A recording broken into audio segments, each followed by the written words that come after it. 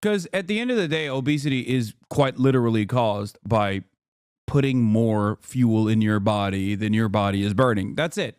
In the simplest terms, everybody always gets mad when I say this or anyone else says this, but like calories in, calories out, even though it can lead to unhealthy eating disorders for sure, is quite literally just the truth, right?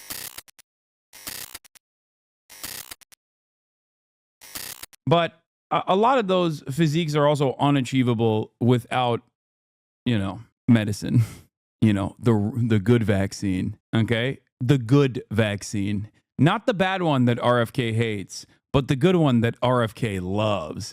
Speaking of RFK and also natty or not conversations, let's listen to friend of the show, Dr. Mike Israetel. American adults are obese or overweight, and the solution is always a shot or a pill that somebody is going to cash in on.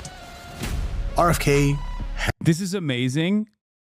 I'm really excited for this because of the fitness people that I'm around fucking love RFK, okay? But they also love Dr. Mike Israetel. So him going after RFK will, I think, truly cause a fissure in the fitness world because a lot of people love Dr. Mike Israetel and see his word as basically religious doctrine. Okay, I'm not even kidding, and they love RFK because RFK is jacked. Has a Googleable net worth of roughly $15 billion. They will not be taking accusatory notions of someone cashing in being a bad thing from a multimillionaire and not a Kennedy. I'm sorry. I'm sorry.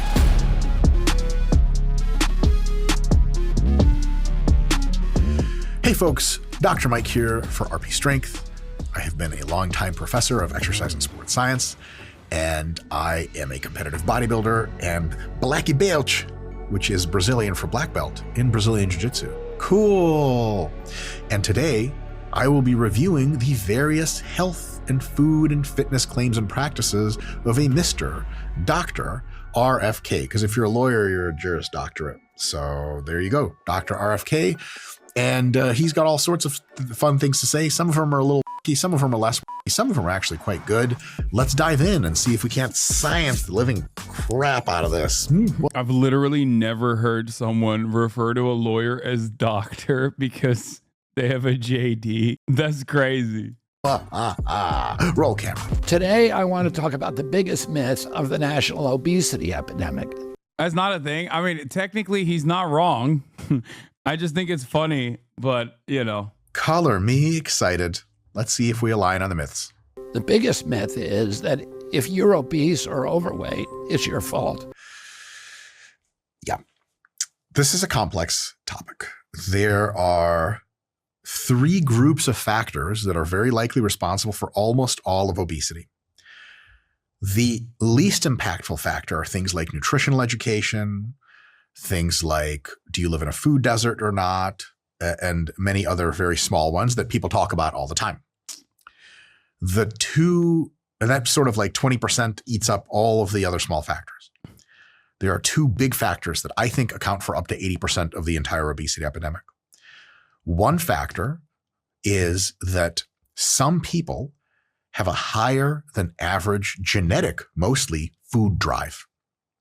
Okay. And that food drive. No. Those are the most impactful. What? No. I don't think. I personally think the most impact. Dude, this is such a funny conversation because he's not saying that food literacy and access, etc., are not impactful. He's just saying out of the 3 main factors, it's the least impactful. And this is an issue that everyone has their own personal pet peeves with and have their own personal opinion with. If you were to ask me, what do I always say? One of the most impactful aspects of obesity for me is walkability in cities and a car reliant infrastructure, and also the subsidies that we offer certain types of food and the pervasive lobbying influence over food regulation and food safety in general. So I think part of the reason why I feel that way, of course, is because, that's also another thing that there are many invisible ways in which people stay relatively leaner in certain countries over others. And that's because of those reasons, right? Like it's not like there isn't, economic inequality or food deserts in fucking England or other places. England's not even a good example, but like in poorer countries overall, they still exist. But like if the structural differences that I just described don't exist in those countries, if people are walking more frequently, for example, they are less likely to be obese. Is what allows them to find meaning in chasing down tasty foods, eating tasty foods, really liking it, and eating more of them. If you don't have very high food drive, it's difficult for you to become obese because you're just not that excited about eating. If you have very high food drive and the environment is such that you have lots of money relative to the world around you, and food is relatively convenient and cheap and easily available, and doesn't require tons of hours to make, then you have a situation where you can kind of checkbox all of your desires and food drive, and then that's an easy way to get obese. So food drive is huge. And if we can reduce food drive, which we can with some kinds of bariatric surgery and with modern anorectic drugs, really, really, really big deal. Because at the end of the day, obesity is quite literally caused by putting more fuel in your body than your body is burning. That's it. In the simplest terms, everybody always gets mad when I say this or anyone else says this, but like calories in, calories out, even though it can lead to unhealthy eating disorders for sure, is quite literally just the truth, right? This is such a dumb smart guy take. It's not. It's just the truth. The difference, however, is all of these other factors that no one really, I guess, considers when talking about calories in, calories out. For someone like myself, for example, my metabolism, regardless of my muscle mass, because your metabolism is dictated by a multitude of different factors, like your burn rate, your daily burn rate is dictated by a bunch of different factors. One of it is the lean muscle mass that you have. How much you're using your brain can also factor into it. How fidgety you are also factors into it. And how much you burn in the process of eating to actually use the food that you're eating also factors into it. This is, I guess, like in the most reductive ways, this is how you explain like the amount of fuel that you need for regular operation. And then also, obviously, whether you're sedentary or not and your daily activity. So having said all of that, as someone who quite literally has a incredibly slower metabolism than someone of my size and especially of my muscle mass, I can tell you that it's still calories in, calories out, but that factor still remains. This is precisely the reason why I eat at a deficit, and my deficit is insanely low in comparison to someone else that would be a 33-year-old man who happens to have my level of my level of daily exercise and is basically doing the same shit. For me to be at a deficit, I need to eat less than 2,000 calories a day on 2 days of the week, and then under 2,400 calories a day for the rest of the week. Okay? That is insane. And I have to do that while still maintaining at least 220 grams plus of protein every single day. This is why my diet is the way that it is. This is why I eat a shit ton of grilled chicken breasts. Okay? Are you okay while working out? That's crazy. Well, it is what it is. It's just the reality. But my point is, if I can maintain that deficit, which I can, and I do, I have lost all of this weight, right? That's why I'm a much leaner person now. Negative net calories without functional movement leads to atrophy. It's not beneficial. Even for people dealing with obesity, they're just not losing fat when on GLP-1 drugs. They're losing muscle mass and bone density as well. Yes, that is also true. This is part of the reason why I never even thought about using Ozempic. How do you get that much protein? Because I'm struggling. It's super easy for me. I love chicken. Yes. And you're not wrong. It is 40% of my daily caloric intake is protein. Sometimes more than 40% of my daily caloric intake is protein. And I do have to supplement with other additional in an effort to make sure that I have enough of the good stuff. Like 2 days ago, it was 45% of my entire daily intake was protein at 260 grams of protein, 42 grams of fat, which was 17%, and then 38 grams of 38% of carbohydrates at 216 grams. So I went way over on my protein consumption on that day. I went over by 38 grams of protein on my protein consumption on that day. And I actually stayed around 2,000 calories for that day. Think about that. So how often do you eat dessert? Every day. I eat dessert every day.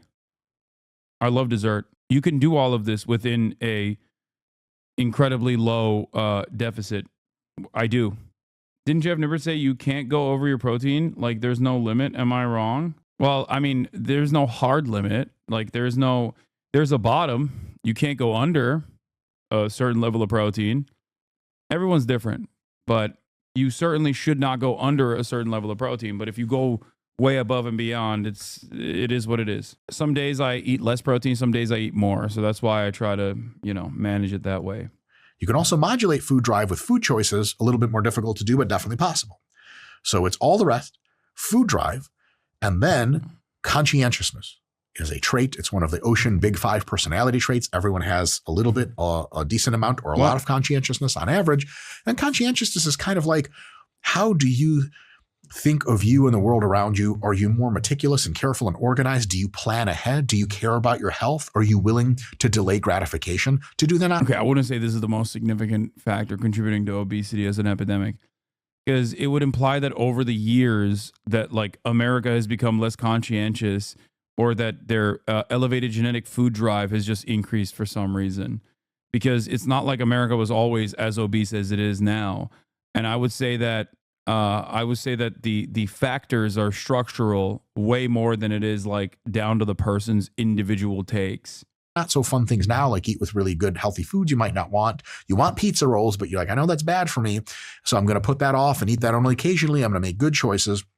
I'm going to follow a diet. I'm going to stick to a training plan, et cetera, et cetera. Trait conscientiousness has such a huge effect on that for whatever amount of food drive you have, if you have moderate even food drive, high degree of conscientiousness can keep you free from obesity, because you just stick to the stuff that doesn't make you obese. If your food drive is insanely high, even high degree of conscientiousness can't keep up with that. And it just takes so much energy and so much stress. You might not be able to, you'll still be overweight. If you have low food drive, you're probably not going to be obese in any case, because you just don't eat enough. You guys all have that friend that like has a chip and was like, I'm good. And you're like, what? Dude, you don't understand. I can't gain weight. I had like 5,000 calories yesterday. And then you look at what they're eating and it's like, dog, you literally just had one fucking hamburger for lunch. No fries on the side.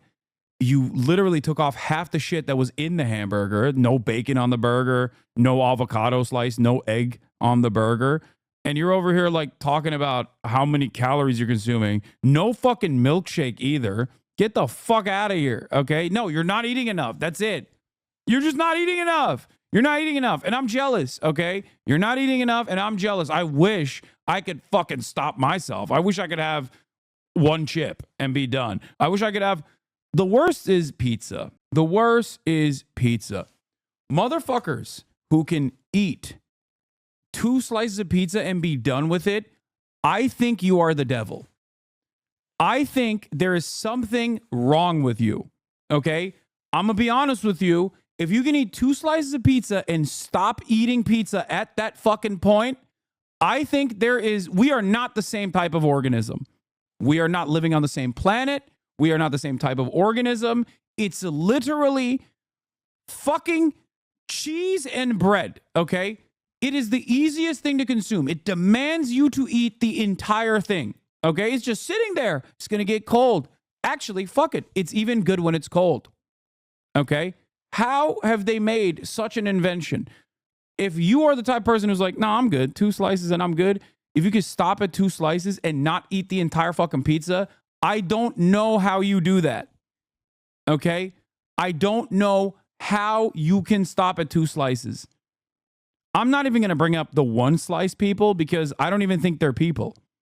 You're a fucking lizard. If you can eat 1 slice of pizza and be done with it, you're a lizard. If you can eat 2 slices of pizza and be done with it, you're fucking weird. Maybe not the same species, but definitely, maybe you're not an alien, okay? I don't get it. But that's just me. Don't fucking say discipline. Shut up. That is not discipline. It's magic.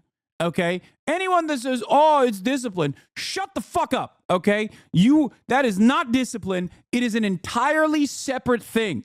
I do not want to hear that this is some really good, this is something that you worked hard to achieve. Like, fuck you. No, you didn't. You did not work hard to achieve that. Okay. You did not work hard to achieve that. It's privilege and you should know it. Yeah. The type of people that eat, like the type of people whose home you go to and they got the same bag of chips for a week. What are you doing? How is that possible? You know when sometimes you get a order of chips and they send you those little clips? What's that for? For the longest time, I didn't even understand it. What do you mean? A clip? What am I supposed to do with this? Am I supposed to eat the fucking clip? Why are you giving me a clip? If I open a bag of chips, I'm going to eat the fucking bag of chips. That's what it's for. What the fuck do you mean there's a clip? What is that? Who is that for? I don't understand it.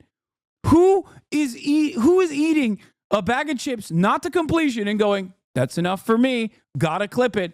I'll take it one step further. There's those like fucking weird TikTok ads that come up sometimes where it's not even a clip. It's a way to like cut the bag of chips and then automatically reclose it. And it's like, who is having this big of a problem not completing a fucking bag of chips that they had to go out and purchase a goddamn thing that they found on the TikTok shop to cut the bag of chips, to like cut it and then reclose it? It does not make any fucking sense. Anyway, let's get back to Dr. Mike Israetel. How do you have just one? That's just what they were born into. But if you have relatively low conscientiousness, like you're kind of just YOLOing your whole life, and you have a high food drive, which means like you like to eat a lot of really tasty foods, and a lot of them.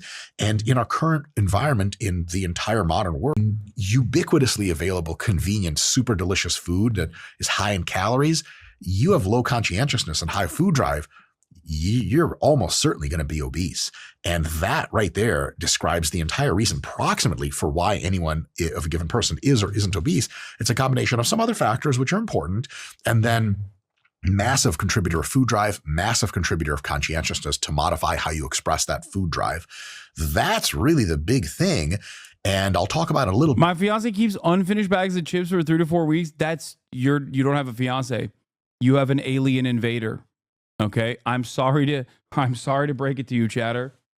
That is a different species, okay, that came here to planet Earth to basically take over.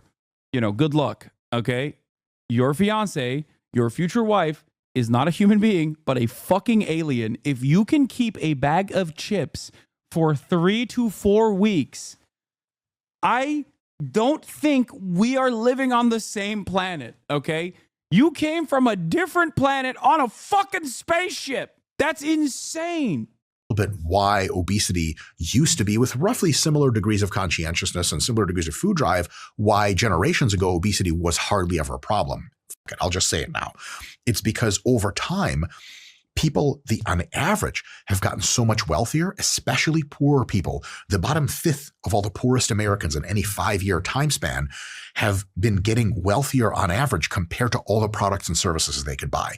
Used to be in the 1950s that if you were bottom 20% of poor America, there's lots of convenient, fun foods at the store that you really could not afford. And so you just didn't consume them, and you just did not develop obesity because you can either consume them hardly at all or certainly in enough quantity to make you obese. Nowadays, in the 2020s, our poorest people in the United States. No, I don't agree with this. That's not true. There's definitely still shit food that was easily accessible and consumable. Maybe not to the same degree. Like maybe there wasn't the same diversity of choice as exists now, but there was still plenty of calorically dense food that you could easily consume. That you could easily consume in the 50s as well, regardless of your financial status. He's not saying that poor people are wealthier. He's technically saying that like, even if you're a poorer person in the United States of America in 2025, you have access to like goods and commodities now that a rich person had access to in the 50s only, which to a certain degree is correct, but it doesn't matter because like high calorie food was still pervasive even back then. Like, food in the 50s was ass, bruh. I mean, you're not wrong, but that's not what we're talking about. We're not talking about fucking food taste. We're talking about batters. Do you think that healthy food tastes bad and bad food, like, unhealthy food tastes good, and that's why people get fat? Are you stupid? It has everything to do with caloric density. Okay? It's just calories. Okay? That's it. It's calories. More people rule back then. You didn't have access to 9 different fast food chains with a mile. The proliferation of unhealthy food started in the 50s. Fast food was not a thing then. So yeah, food quality was way better. I would go so far as to say it wasn't that it was like more expensive. I think that it was, I don't know if it was like access to higher calorically dense food was like it really opened up the floodgates. I'm sure that played a role in it, obviously, because food processing and the production of food has significantly improved since then. But once again, why not look at all of these other countries that also had the same exact technological advancements? Why have they not been impacted in the same way? Do you see what I'm saying? Other countries fat too? Yes, everyone has gotten fatter. This is true. Having said that, however, there are obviously countries that are spectacularly fat versus countries that are nowhere near as fat. And I don't think it's because of control. I don't think it's because of self-control at all. States and many other countries around the world, even in Mexico, which used to be a poor country 20, 30 years ago, but now is a very middle income country. In those kinds of situations, people now, even the poorest people, have so much money and food costs relatively so little that they can afford to buy, for the first time ever, increasing numbers. I mean, food costs relatively little. I mean, that's like, if that's the case, like literally every Japanese person would be obese. Every Chinese person would be obese. Food is insanely cheap and insanely affordable in both Japan and China and many other Asian countries. In comparison, especially to America, right? And in America, food is very cheap too, still, all things considered, regardless of the egg prices right now. He's absolutely completely wrong about the conscientious being a primary driver. This is a very complicated phenotype driven by a huge range of psych factors and biofactors. You're right on calories in, calories out, sort of, but there are many things about what you eat, how it's absorbed, and how it changes things internally that impact your basal metabolism as well. Bad food is cheap. Fresh food is not inexpensive. No, man, bad food got infinitely more available and less expensive in the past 50 years. Didn't you buy $1 million melon? No, it was $100, and it wasn't that good. I think the problem in Mexico is also walkability. Food is affordable, but kids don't walk just because it's not safe. My parents drove me everywhere, and I wasn't allowed on the street until I was 15. Junk food, for lack of any better term, junk food. And that's what's making us fat. So that really is almost the entire determining factor for why obesity has been rising. I'll get into that more. Let's see what RFK has to say here. Today, 3/4 of American adults are obese or overweight, including 40% of American teenagers. Yeah, that's roughly accurate. Back when I was growing up, childhood obesity was almost unheard of. There's just a very simple reason for that. People didn't have enough money to indulge convenient, super highly palatable, super calorie dense, delicious foods. And those foods were neither as cheap relatively, even for how much money people had, nor were they as ubiquitously available. There just wasn't a place to go in the 1940s where you could reliably get all the junk food you wanted right away in 50 different varieties. Like the modern grocery store is goated. It's undefeated. You just didn't used to have that kind of thing. And it was more expensive and people had less money. Those three factors, people had less money, shit was more expensive, and way less available ubiquitously, is really the reason fundamentally why obesity was lower back then and more now. And I want to say this now because it sets the tone for the rest of the video. The reason lots of people are obese is from overeating junk food. Guys, that's it. Okay. All the other candidate hypotheses he's going to throw out are almost certainly going to be either exaggerated or false. That's it. Now, does that mean we blame people? Blame is a weird concept. Do people have some responsibility for what goes into their mouth? Yeah. Does that mean they're infinitely powerful against the really high food drive or the availability of tasty foods everywhere? No. People are flawed, but it's okay to say, look, part of this is on you, part of this is on other stuff, but this is really what it is. And the real core variable is you just eating too much BS and super tasty foods that have crap tons of calories in them, and you just from that. That really is why obesity happens. I'm not coming at this from a right-wing or left-wing perspective. This is just base reality. And we have to work with base reality if we're going to have some good solutions. He does propose some stuff. Some of it's not great stuff because it's not. My mom also has been making this new thing where I think she saw it on like Instagram Reels or something. I don't know where she fucking found this, but it's a cottage cheese and like 2-egg muffin style situation that she makes. Is like super high in protein, and I put some peanut butter and some jelly on it, and it's decadent. Or it's like she makes a cottage cheese bread, and it's really good. No, I don't use protein peanut butter. I use regular peanut butter. I'm not that crazy. Dealing with base reality. Just real quick, is it true as a rule that processed foods are worse? It's true on average, but not as a rule. Why? There are different ways to process foods, and the eventual food is really the arbiter of, is it good for you, bad for you, or somewhere in between. The processing itself matters. So for example, if you're processing foods by getting way more sugars into them, way more fats into them, way more preservatives into them, and making them ultra, ultra, super, super tasty, so tons of calories and tons of taste enhancement, then that kind of processing will lead people to eat more of the food and get fatter and get into poor health. So that kind of processing, which is like most food processing, is not great. There are other kinds of food processing. He's right about that. Actually enhance the qualities of foods and get us the foods to be more what we like. For example, if you take milk and you remove the carbohydrates, you remove the fats, and you keep in one of the two proteins, either whey or casein, what you get is a whey or casein protein supplement. And that's very highly processed, but very, very good for your health. And if you're trying to control calories, it's better for your health than whole fat, whole carb milk. So there, it increases the actual value. And you have processing down to a very fine-grained level to accomplish very specific things. For example, one of the supplements that I use pretty consistently is called Element. And we got a code and link in the bio and all that stuff. But what it does is it just jams a crap load of really correct ratios of electrolytes into a little packet. You pour it in to your workout shake, and having more electrolytes lets your workout shake get into your bloodstream faster. It keeps you hydrated and rehydrated better so that you can have better repeat performances during and after the session. And so it's all good all around. Like Element is insanely processed. It's only processed. If you eat right, you shouldn't eat supplements. Yeah, that's silly. Yeah, okay. Yeah, let me eat so much fucking red meat that I die early so that I can get a sustainable amount of creatine.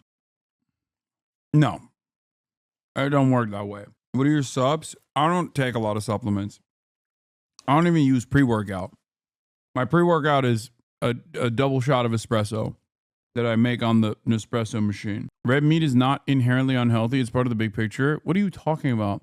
I'm talking about a level of creatine that I take from isolated creatine that would be impossible to consume without actually eating too much red meat. Raw dog and weightlifting is wild.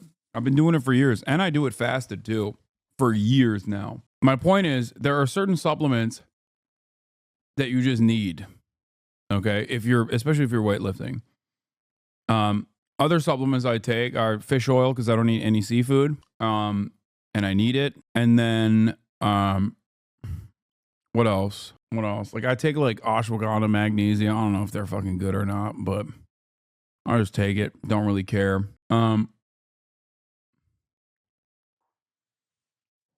And then I have protein shakes, of course. This chatter has not stopped spamming that Dr. Mike is a libertarian capitalist. I know, dude. I know. I don't care. I don't care.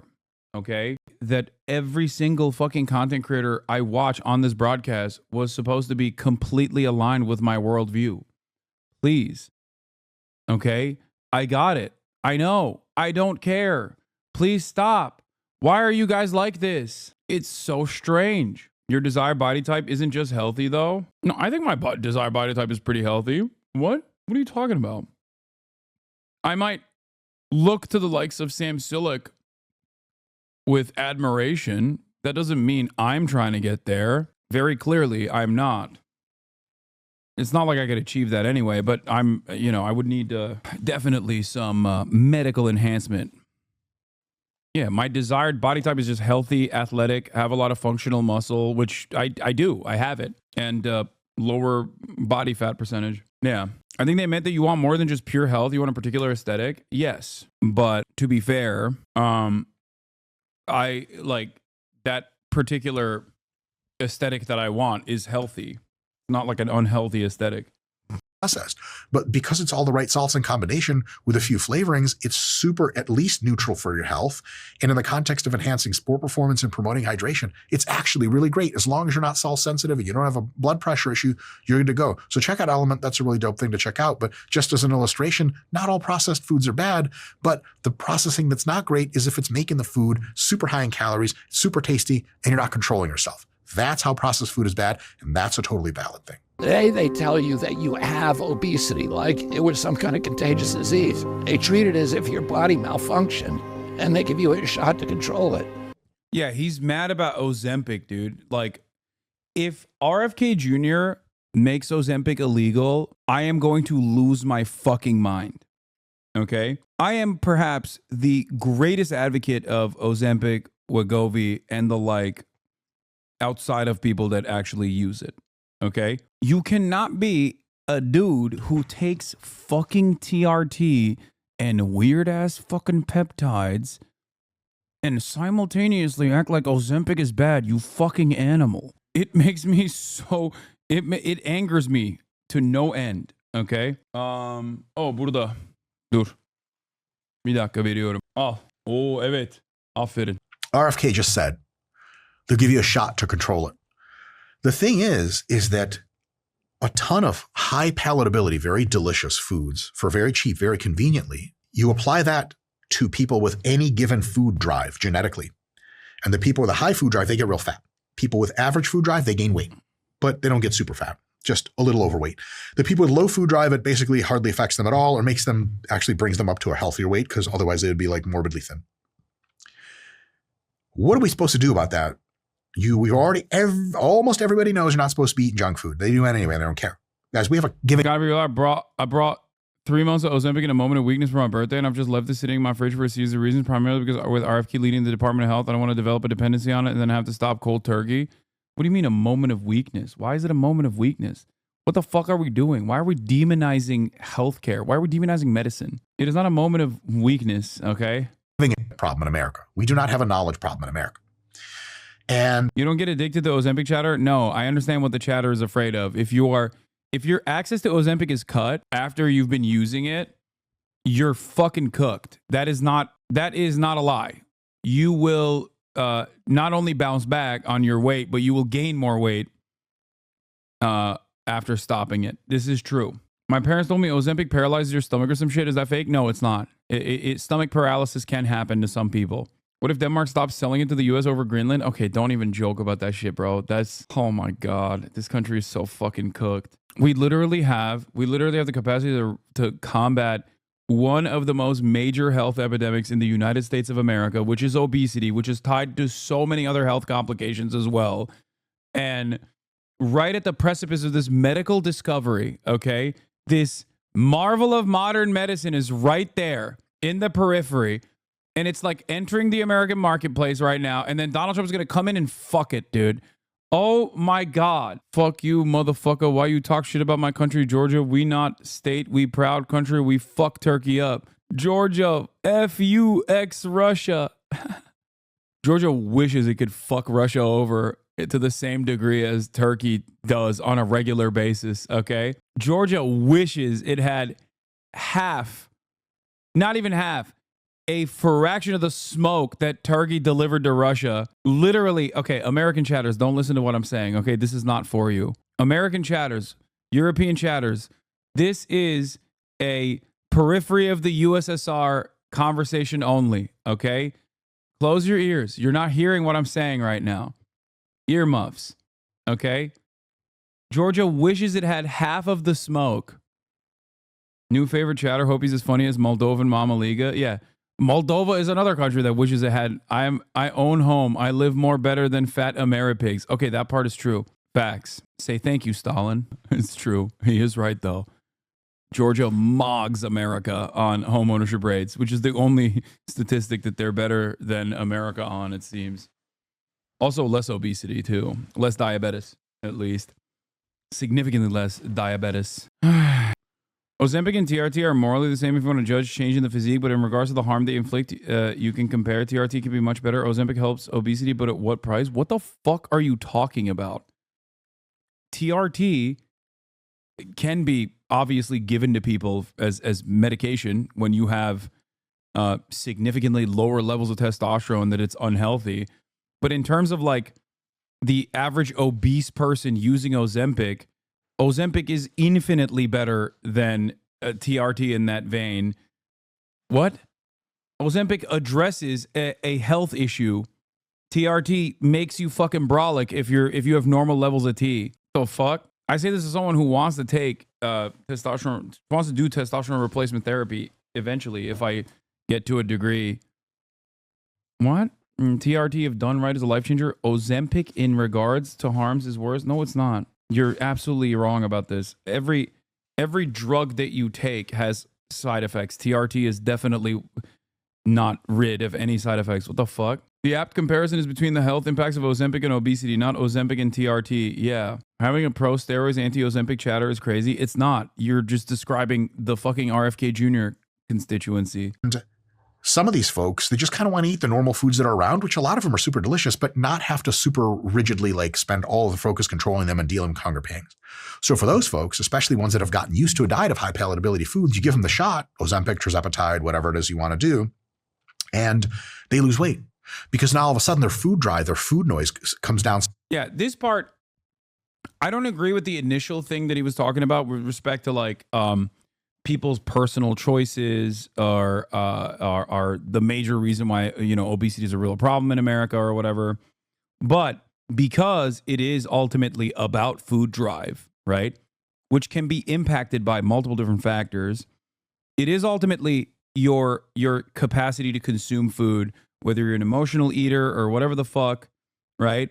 Like your food drive definitely plays a role in you gaining weight.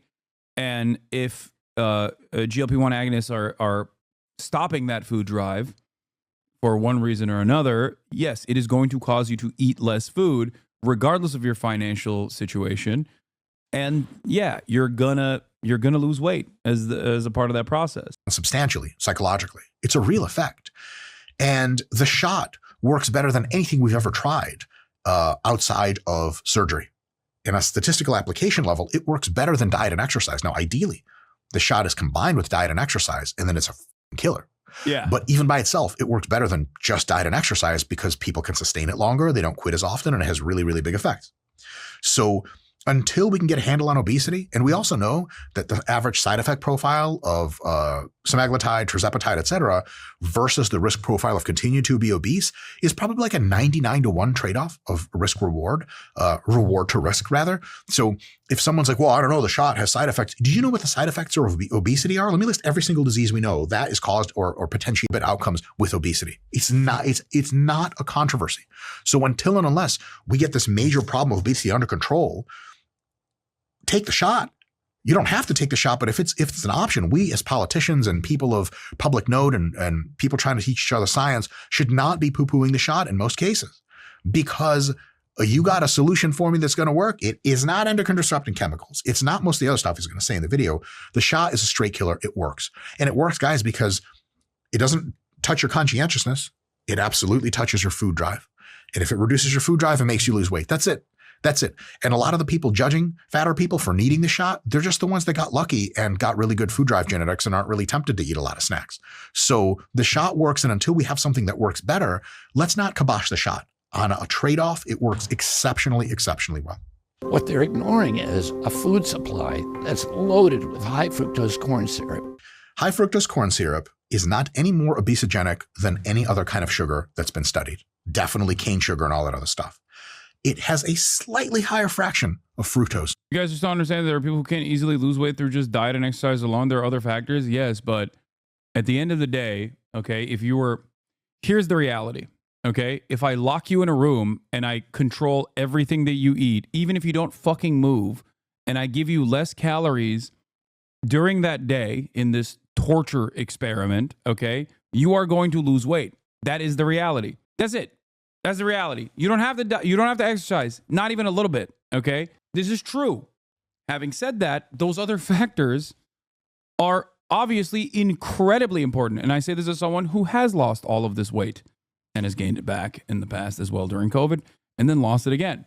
Okay? Yeah, if I it's not an exact science, but if I give you less food than your body needs to, sustain itself, you're going to fucking lose weight. You're going to lose a lot of muscle mass, you're going to lose bone density, your everything's going to atrophy. It's probably going to fuck up your psyche, okay? But you're going to lose weight because that's what it is at the end of the day. But this is a major problem because that is the truth, and yet so many people that recognize that truth will consistently just say, oh, you just stop eating food, fatty. Like, that's an idiotic way to address the problem, okay? This is why I get so sensitive, I guess, about Ozempic in general or Wegovy or whatever, GLP-1 agonists, because it is right now the most effective way of curbing your appetite. Then stop suggesting it. There is never even once in my life that I have suggested that. Okay? You are insane. I have talked about weight loss, eating disorders, weight gain, healthy diets a million times over on this broadcast. Okay? Calories in, calories out is not my suggestion. I'm just addressing the fucking truth. Okay? I hate that people stop legitimizing calories in, calories out. I'm not legitimizing it. It is just the truth. Okay? It is just the truth. Whether you want to recognize it or not, it is the fucking truth of the world. Okay? It is the truth of your body. Having said that, however, no, it's not. Oh my God. Oh my God. I can't do this. It's funny because we're having a literal conversation about like a quack, like RFK Jr. And what you're doing right now is literally RFK Jr. shit. Okay?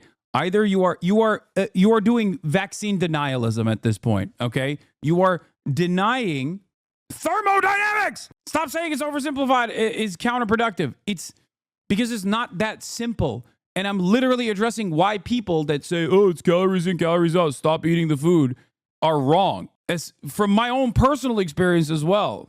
Okay? So shut the fuck up. Just don't use the phrase. I'm sorry. I'm sorry that your fucking eating disordered ass is getting triggered when I say a fact about basic human body dynamics, okay? I'm not going to fucking respond to you any further.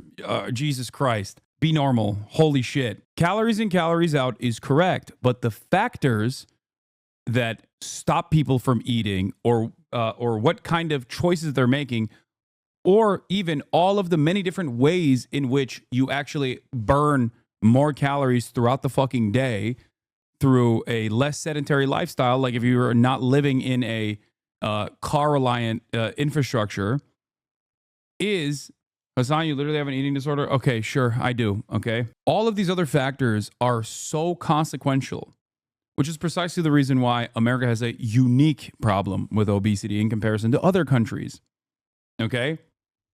That's it. That's why, yes, if you were to lock someone in a room and feed them a certain amount of food and maintain a caloric deficit every single day, they would inevitably lose weight no matter what. Even if they didn't work out, they would lose weight. It just depends on how severe the caloric deficit is at that point. It would be incredibly unhealthy, however. Okay? This is why Ozempic is good, and by my estimation. It's good because it basically forces your brain somehow to not eat as much. Ignore these shadows. I kept a weight loss journal and set my caloric deficit to 1,500 calories. And in the span of 2 months, I got down to 207. I'm lazy as hell, so I lost all this weight just chilling and doing normal shit, no exercise. Your diet is extremely crucial to your weight loss. Yes, you cannot outwork your diet in normal circumstances. You could outwork your diet, but you'd have to do insane levels of fucking exercise than regular normal table sugar does. And it seems to not affect a whole lot of anything. It is subsidized, so it's cheaper than normal, which we'll come back to in a bit. It is a little bit of a problem, but a very small problem because, again, nobody's stuffing high fructose corn syrup down your gullet. Any one of you can go to the store right now and buy exclusively fruits, veggies, whole grains, canned beans, canned veggies of all kinds, reduced fat meats, and eat for super cheap, very high quality diet. It's not going to be the tastiest thing in the world. It's not going to be obesogenic. You're almost certainly not going to gain weight off it. You'll probably lose weight. So there's no one pushing corn syrup onto you. They just put it into a bunch of snack foods that are really cheap that you're buying. You're not the victim here, folks. It's your word. No, I think that absolutely is wrong. You are the victim. Okay? Saying that it's simple impulse control and just like put it aside is crazy. Especially because it's in everything. And a responsible government is supposed to ensure that it's not in everything. Okay? If they put fucking crack cocaine in all of the meat tomorrow, okay, and everyone became fucking crack addicts, we wouldn't be like, oh, well, it's your fault. Don't eat the fucking crack meat. Okay? You'd be like, no, that's crazy. The government's putting crack in the meat. Please stop, government. What the fuck? Look no further than the opioid epidemic in this country. Right? The opioid epidemic is a decent analog. The government did not regulate these drugs that were highly addictive. The people that were developing these drugs basically set up an entire process where they could mass produce it and farm it out as aggressively as possible. Okay? And look where we're at now. An entire marketplace, a massive, robust marketplace filled to the brim with people who are addicted to opiates and desperately looking for more. That is the fault of the government. That is a systemic problem. And I see corn syrup and not even just corn syrup, but just like the regular, readily available, highly calorically dense food that is delicious and tasty to be in the same vein. This government is completely captive and completely servile to corporate interests. And that is the reason why American diets are the way that they are. And that a decent amount of regulation is an absolute necessity if we were to genuinely improve American health across the board. It should, I unironically think it should be like virtually impossible to like, if not illegal, basically impossible to sell and consume like a Baskin Robbins milkshake. You know what I mean? Like, sorry, a lot of Americans would probably kill me at the thought, but like if you as a food provider are making a 4,000 calorie milkshake, you should be going to jail. Okay? If you make a 4,000 calorie milkshake, like you are actively trying to kill people. I will treat you like a serial killer. It's fucking insane. And I say this as someone who has consumed a decent amount of milkshakes in my life, okay? It is fucking crazy. It's so tasty. It's so delicious. It is the absolute worst thing. Literally, shut up, Hasan. This is wrong. You're wrong. Bro, shut the fuck up. This is your stupidest opinion I've ever heard. Wait, what? What is... He's like, nah, dude, I want a fucking 4,000 calorie milkshake. Shut the fuck up. If you come after, I'm Mr. Robbins of the Baskin Robbins franchise. If you come after my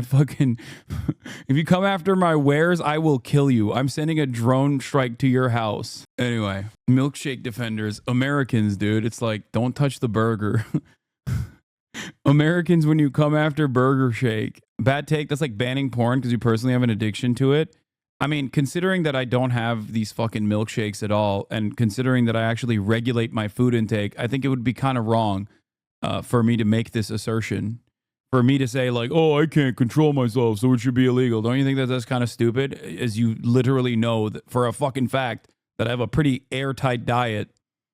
Like I very clearly can deal with it since it's something that I can, readily consume at this very moment and choose not to. How do you counteract this take with your broader take that America is good for his treats? Saw when visiting your grandma, the impetus that made you realize, holy shit, I want to be an American? Yes. Diversity of treats is entirely different than, going a little too far. Just because I think it's good to have diversity of choice, a diverse option of like different treats doesn't mean that there aren't areas that you can improve through regulation in terms of like what those treats are being made. It's like saying, oh, you like shooting guns and you say that they should be, you like shooting guns. So that must mean you want every American to have a nuclear weapon or something. And the truth is that many Americans assume that the food they buy is relatively safe, but hundreds of ingredients in them aren't properly studied and only gain the ability to enter foods through the grass loophole. Fam, pull up the nutritional facts for a Baskin Robbins Oreo shake so everyone can see. It's like it has like 3 days worth of saturated fat, 263 grams of sugar. Yeah, it is a literal bioweapon. I didn't realize weight was such a political issue. Every issue is political. I want to know what that one chatter was saying that was like, I will kill you. Your take is so bad. The 48-month subscriber. Anyway, world to live in. You can have assistance from pharmacology. You can have assistance from nutritional education. But a lot of your assistance is going to come up from up here and be like, I need to make better choices. Sorry, I'm not a politician, so I get to say shit like that. And seed oils. Scott, hurt me. There it is. I got to feel. It's not actually a big deal. I just like milkshake, Lamau. Every American, dude. Every American. This is the same idea as drug prohibition. It's just going to make people want these milkshakes more. I didn't say no milkshake, man. Calm the fuck down. I am a major advocate of affordable, healthier, affordable, healthier alternatives. That is how I've been able to also basically maintain my diet. Okay. I promise you, if there was a limit to, you know, some of the things that you can consume on a daily basis, and they were substituted with like healthier alternatives, like higher protein alternatives, for example, like a protein shake that still tastes pretty fucking good. I promise you, maybe the first month people would be very upset, but they'd get the fuck over it. There's your trigger. There's my trigger. Guys, seed oils have caused reliably in the scientific literature no detectable health maladies, accounting for their extra calories that they put into your food. I also use milkshakes as an example because it's the greatest example of just like the shittiest thing you can consume.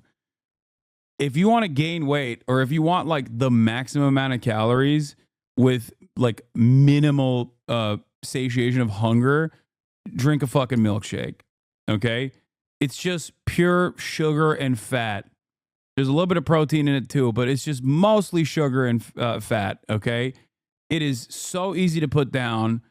It's so unimaginably easy to put down. Okay?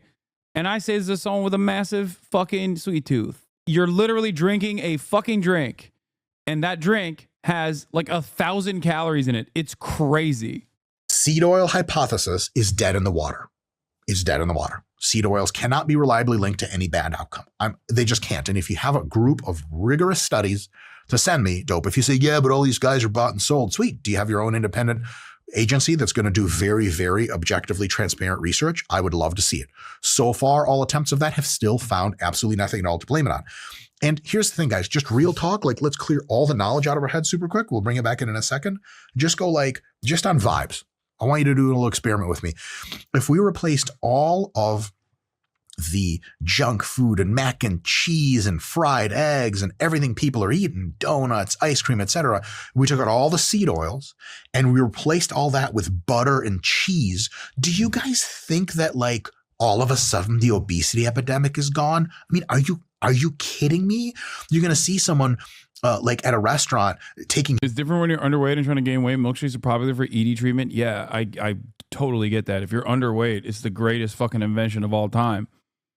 I'm just so far removed from that side of the planet because I've never had a problem eating too little. Huge chunk, big cut fries, the delicious ones, and dipping them into like cheese sauce and then mayo and then ketchup, why not, and putting them down the gullet by the pounds. And you're like, hey, sir, I'm just concerned. Are there seed oils in there? Like, this is all seed oil free, man, regular animal fat. And they're like, oh, carry on. My God. Yeah, you must tallow fat. That's going to fix it. Really care about your health. Stop looking for little tiny nuances that can excuse you out of eating junk food. You want to eat nasty shit. I get it. I do too. I love it. Mac and cheese with all that crap on top, French fries, burgers. It tastes amazing. But it's because it tastes amazing. It's because it's loaded with calories, because you overeat it. That's why you get fat and unhealthy. It's not the seed oils, folks. We didn't lost that football on the way to the with it. We just fumbled somewhere. It's not around. It just doesn't make any sense. So the more we keep focusing on seed oils, the more we miss out on the fact that, like, it's just a bunch of the junk you're eating. Joe Rogan makes his idea of seed oil is, I think, in my opinion, quite wrong. But he also makes a great point. He's like, it's all that pasta you're eating. He's not talking about bodybuilding pasta. He's not talking about a little bit of olive oil and some dill and then a bunch of spaghetti with like some clean chicken on the, no, hell no. We're talking about Alfredo, fettuccine, Parmesan, carbonara, that stuff. That's just a ton of really awesome food you're going to cram down and gain weight. That's how that works. It's the tons of food that's super tasty, that's junky, that we're eating all the time. That's what it is, fellas. I wish it was different. Ignore a skewed system of subsidies and make these unnatural, ultra-processed foods cheap. The subsidies thing is the real thing. Yes. Subsidies absolutely do occur. I agree. They're a money pit. And almost all economists agree that food subsidies are a gigantic waste of time. Wait, I wouldn't say they're a gigantic waste of time. Okay, hold on now. I don't know about that, but I do think that what we are subsidizing has played a major role in what goes into the food. I have to say, politically, because RFK does work in a Republican administration, the vast majority of the states that have food subsidies signed into law are Republican voting red states in the farming areas of the United States. You guys want to cancel farming subsidies, you're going to have to go up against that. I think it's a good idea to go up against it because farming subsidies are absolutely absurd on every economic analysis. But that's a Republican problem in many cases. Now, look, I'm not a Republican. I'm not a Democrat. I'm very independent. No, I know he's not talking about SNAP, dude. I'm saying that, like, food subsidies in general are a part of are a very important part of central planning. Okay, it's the American way of doing it, which is not putting the public interest in mind, or even necessarily the actual industry in mind. It usually goes in the opposite direction, where the industry leads the central planning. But he's talking about ag subsidies. Yes, there's no issue with agricultural subsidies, guys. What are we talking about? Like, you think fucking fruits and vegetables are expensive right now? Remove subsidies out of the equation and see what that shit looks like. What are you talking about? I don't think there's a single country on the planet that does not get some semblance of subsidies from a federal organized body that maintains food prices at the level that they are. I work in ag subsidies. They're laying us off anyways. Well, yeah, there's also that too. Anyway, let's continue. Mostly libertarian. I'm for freedom and getting rich and all that other good stuff. But you got to call a spade at some point. Like, there's your people preventing this. So get to it. There is no conspiracy. It's just a lot of farmers and farming corporations that like free money. So they're pro-subsidy. And anytime you try to push back against them, they're like, oh, you're against the American farmer and you're risking our food supply. It's actually in reverse. But that is what it is. So it's not like some kind of giant conspiracy over there. It's actually very, very straight up that they just want more stuff and want a less competitive environment. That being said, I'm all for it. Removing subsidies would be great. However, if you remove subsidies for corn syrup and stuff like that, the mega food conglomerates like McDonald's and Kraft Foods, et cetera, they still have to make all the same junk food you're buying because, drum roll, you keep buying it. And they're going to want to make it as cheap as possible. So yeah, they might have to increase some of their prices by 5 or 10 cents here or there, or 20 or 30 cents here or there. But after finding alternative sources and ramping production and scaling on that, they're going to bring the prices back down anyway. So it's like a very temporary solution. Now, of course, subsidies are a giant waste of money, and we could be using that money in 50 other different ways, including in just taxing Americans less and giving everyone who's hardworking back more money. But at the same time, it's not going to be this thing that like resolves the problem. Remember, the genesis, the very seed of the problem is that that's right, you and me like to eat really tasty foods that have tons of calories for really cheap, that are really convenient. Capitalism is going to vector all the arrows down to that. You can't cancel capitalism because then your phone doesn't work and your car doesn't work and there's no food and everyone's starving to death. That's not an option. We got to work on ourselves and be like, what kind of choice? Socialism is when no phone. Oh, God. Yeah, well, again, in terms of political economy, Dr. Mike and I are on the exact opposite. We are diametrical opposites. Choices do we want to make? Can we take some pharmacology? Maybe that's good. Maybe that's not. Can we exercise a bit more? Maybe that's good. Maybe that's not. Can we pick the right kinds of foods at the store and tell ourselves we're mostly going to be eating healthy foods and we're going to care about our weight? Yeah, probably. He's right. No matter how bad it sounds, no matter where you are, you have to make better choices in America. It's impossible. Okay, yeah, again, it doesn't come down to personal choice. Okay? Like, it's just not that simple. That's just not how, that's it. Okay?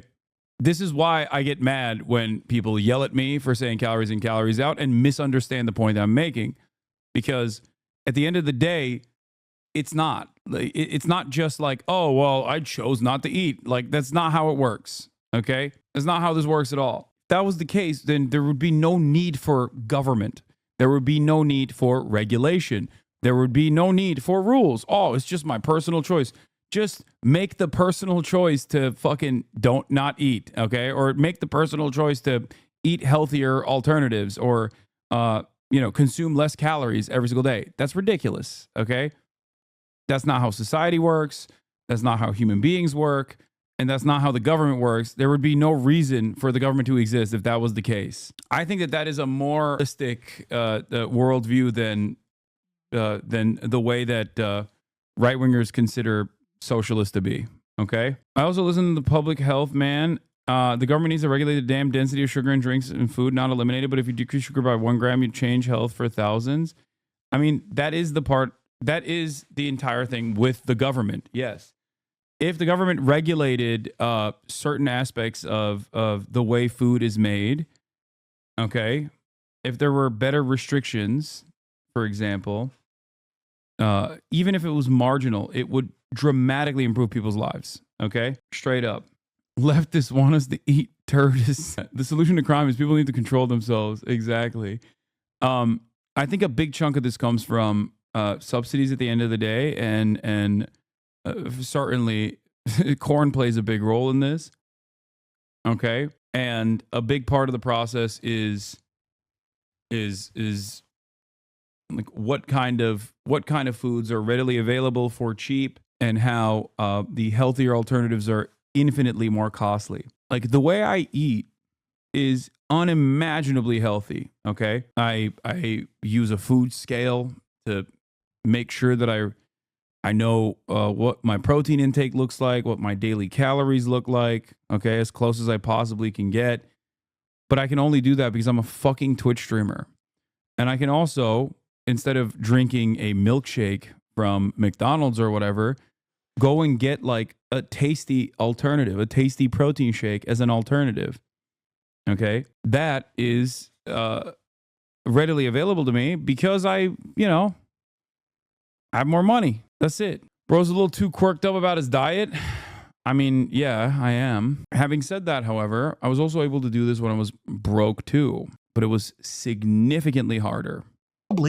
But that whole idea of like, well, as soon as you get rid of subsidies, millions of Americans will get leaner. Like, yeah, they would if they trained right to gain muscle. But there's so much complexity to it. What exercises to choose, what sets and reps to do, how much weight to lift, and how to structure your weekly plan. So much uncertainty that it's easy to get overwhelmed. The RP Hypertrophy app removes all uncertainty and makes the training process precisely defined. Choose your pre-made workout plan from dozens available in the app, plug in your weights, and the app takes care of the rest for months of productive training. Ready? Click on the link in the description. Fat people, HasanAbi, act like you can't die from starvation. What? Of this video to get started. Overeating hyper tasty foods that have tons of calories is the reason we have an obesity epidemic. That's that node, the central core governor of what's going on. And unless you got something for that, I don't know. I don't know what's going to happen. They ignore chemical contamination from pesticides that is wreaking havoc on our body. Pesticides have been studied into the ground by professional toxicologists. And I would Google or ask ChatGPT or ask Grok, what do professional toxicologists think about pesticides and their effect on health? We've studied this in the ground. Mass pesticide exposure explains almost no variance in almost anything. Can we reduce our pesticide exposure a little bit for a little bit more gain? Yeah, probably, just by a tiny bit. But the idea that pesticides are causing mass health maladies and are somehow related to obesity is just a non-starter. We've already looked into it. And if you want to look into yourself, the empirical. I think a big part of the pesticides problem is not even immediately in the food that we consume, which I don't think RFK gives a shit about, even though there are, I think, some pesticides that are very dangerous and we just don't necessarily give a shit. But it's more so the ecological disaster that it causes. Like, it's just destroying the ecosystem. It's not RFK, it's the worm talking. Pesticides. The worm demands less pesticides. Empirical data is crystal clear. I would love it, guys. I would love it. I have no specific. I didn't think that I would be on RFK Jr. and the worms. I wouldn't think that I would take the worms side on this one over Dr. Mike Israetel, but I think, yeah. I mean, I'm not like anti-pesticides across the board, but I think that there is a lot of damage that is doing to the delicate ecosystems and most likely to our bodies as well. I'm pro-worm now. Holy fuck. Specific attachment to agro businesses. I have no specific attachment to pesticide manufacturing corporations. I don't like the idea of eating pesticides any more than anybody else. So I don't know if the pesticides are related to obesity, though. It's not. I'm not here to try to say pesticides are great. You should have as many of them as possible. No. It's just the reality that while, like many of you watching, I would want to blame one single factor or some simple ones. Like if we just notice RFK's thing is removing things. We remove the seed oils. We remove the artificial ingredients. We remove the pesticides and we remove food subsidies. And all of a sudden we're going to really make a huge dent on the obesity epidemic. Bullshit. This is not going to happen because it hasn't stood up to the evidence and we've collected a ton. What is going to reduce obesity is drugs that help people control their food drive, and then working with people on expressing their conscientiousness more to make better choices, and maybe some other regulatory stuff on a little bit of that 20% side. This is really going to be what's going to do obesity in. It's sure not going to be any of those things. If it was going to be those things, I would be in the first saying to be like, get rid of, trans fats were pretty bad for you. We got rid of them. I think that was a great decision. Trans fats. Seed oils are not trans fats and neither are artificial flavoring. This just ain't it. I wish it was. It's not. Folks, there is still more video to come. However, we do have a members section where you get a much more expanded version of this video with tons of my BS politically incorrect points inserted and more science and knowledge and tons of other informative videos that come up basically weekly to get you guys going. We got training vlogs from myself and Jared. We got the whole thing. So give the members area a shot. Link up to buy. Otherwise, let's get back to the video. I do. I take a lot of vitamins. I can't even list them to you here because I couldn't even remember them all, but I take a ton of vitamins and nutrients. Mm-hmm. I don't have a problem with this at all. I think it's great. But just to make something very clear, almost all vitamins and nutrients are much less regulated than foods and way less regulated than drugs. And he's for removing poisons from the foods. And he's pretty anti-drug in the sense of, like Ozempic and tirzepatide and stuff like that and various other drugs, vaccines. And at the same time, he's taking supplements he doesn't even remember what they're called. And they're not regulated nearly as extremely. And I'm not saying regulation is a good thing.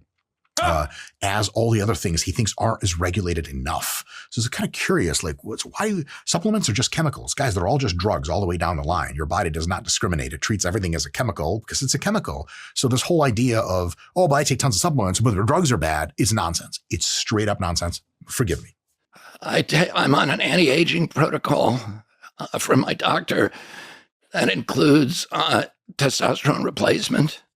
That's cool. Scott, he looks like TRT grandpa, doesn't he? Yeah. A little redder than average, but more jacked and kind of more alive looking. Yeah. And but I don't take any steroids. I don't take any anabolic steroids or anything. Some steroid, but that's just being pedantic. TRT I use is bioidentical to what my body produced. False. The TRT you use is almost certainly either pegged with an enanthate ester or a cypionate ester so that it can be really slow to release and give you a similar kind of release that your testicles would. If you're shooting bioidentical testosterone, it's testoester, TNE, and then it peaks in your blood after like 30 minutes or an hour and then falls back down. So you would have like kind of effect, which is stupid. So it's actually not bioidentical. Just to be clear, it's just like, it's and testosterone in general is bioidentical to every other kind of testosterone, even artificial stuff, because testosterone is a very simple molecule to describe, and you can make it exactly the same way in a lab as you can inside of the testes of a rat. I still get my Scott, you get your TRT from rat testicles, right? Absolutely. They're where God intended. Someone's like, is that a thing of macadamia nuts? You're like, rat balls, actually. Oop, you want one? They're like, I'm actually quite good and missing out on test. All right, workout stuff. Finally. Oh, who else? The Dothraki way. Let's go. Anybody try it. Seriously. Yeah. Get it, Bobby.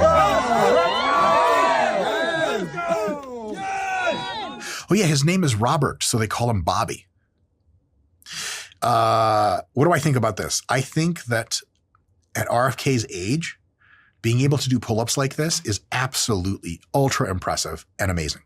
And I think very many Americans of his age, younger and older, should consider resistance training with as much diligence and focus as he does. I think this is awesome, awesome stuff.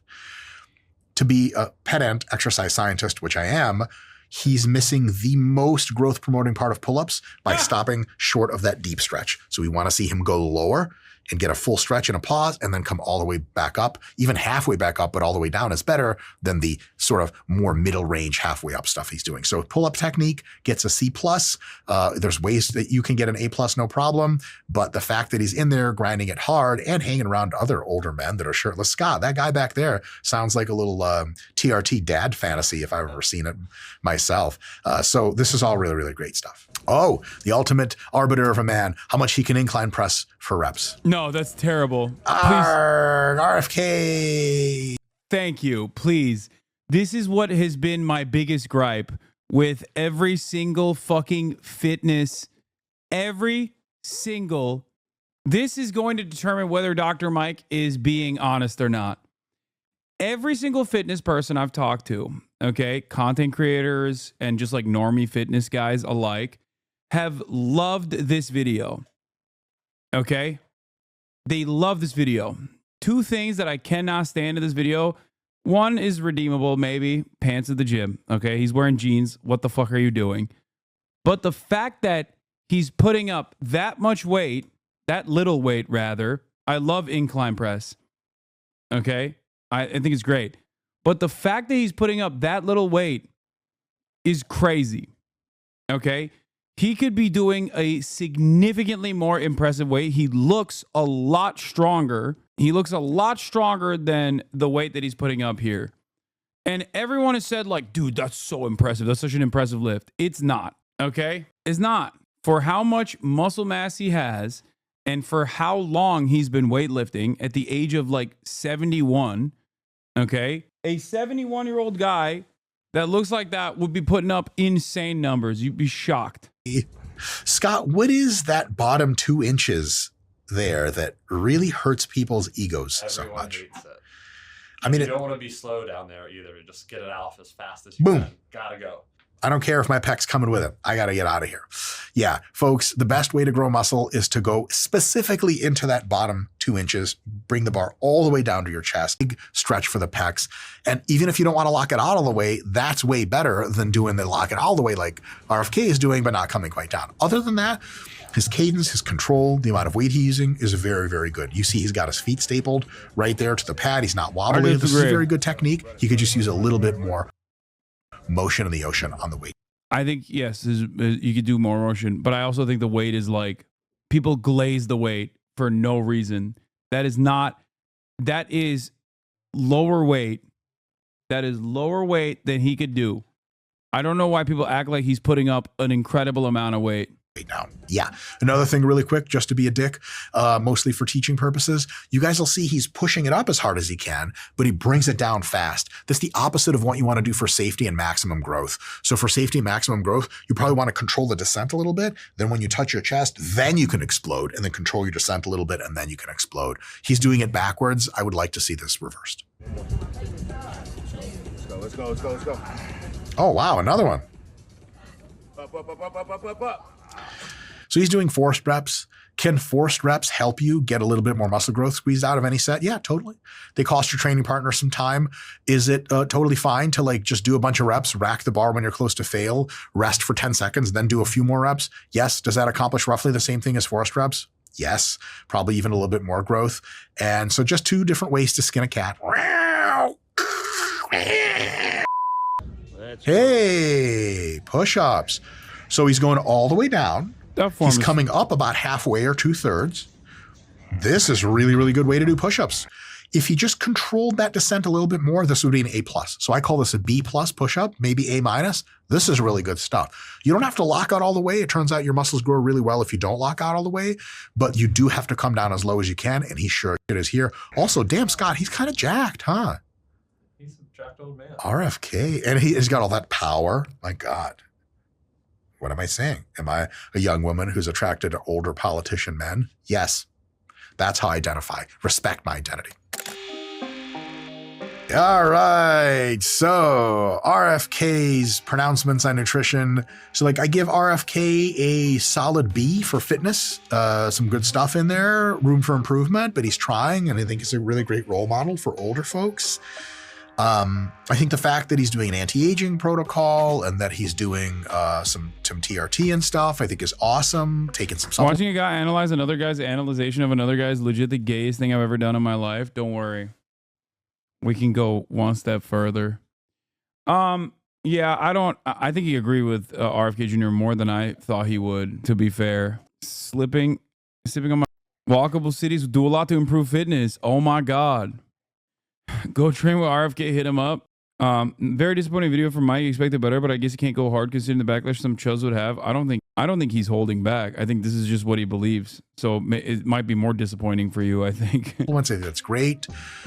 On his ideas about the food system and all that stuff, you know, I have to rate him kind of like a C-, D+. There's elements of truth to almost everything he says, but the overall picture is most obesity is caused by a combination of having high food drive. You're fat, so like, why talk? Are you talking about me? You think I'm fat? The fuck? Having lower conscientiousness. Are you okay, dude? And having access to, like, I'm on camera right now. You can see. Super cheap, super tasty, ubiquitously available, ultra convenient foods like junk foods. That's really kind of the picture. Chemical stuff, you know, various additions of fillers and high fructose corn syrup and seed oils and things like that. They've been studied into the ground. They're just not explaining the obesity epidemic, and they're not explaining our big problem with chronic health. That has other explanations that I listed in this video. So I just wouldn't get overall general health advice from. Do you like RFK? No, I don't. He's anti-medicine and he has a lot of kooky ideas. RFK Jr. does all of the worst things that conservative conspiracy theorists do, which is like actively identify real problems, okay, and get very close to identifying real solutions so hard that you're literally worse than the average person that just refuses to examine the issues at all, okay? Like, I don't know how the fuck they do this so goddamn consistently. It almost feels like there's a brainworm controlling him or something. I don't know what it is. Like I said, I think his anti-medicine takes are insane, and the fact that he's now in charge of the HHS is terrifying. I think he is probably going to be one of the most damaging in the Trump administration in terms of overall public health and safety. Can you give us an example? Yeah, he wants to fucking limit SSRIs, and he doesn't like Ozempic or most medication, really. He's also a fucking anti-vaxxer. What are we talking about? Literally anything he has said. Virtually everything he has said about medicine is like borderline insanely dangerous. Like, we are fucking doomed territory. And then some are like, you know, I guess granola mom holistic. Yeah, he thinks autism is caused by vaccines, dude. What are we talking about? Yeah, here, you want to see?